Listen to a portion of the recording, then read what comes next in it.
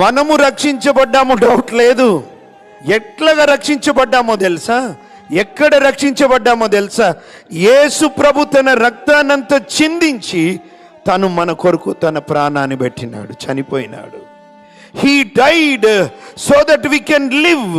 మనము బ్రతికి ఉన్నామంటే ఆయన మన కొరకు తన ప్రాణమును వెలగా చెల్లించినాడు. ఆయన మంచి కాపరి.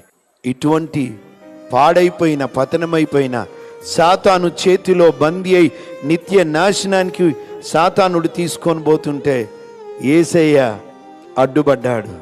సిలువలో మానవాళ్ళందరి కొరకు నిన్ను నన్ను ప్రేమించి ఆయన తన ప్రాణాన్ని పెట్టాడు, చనిపోయినాడు.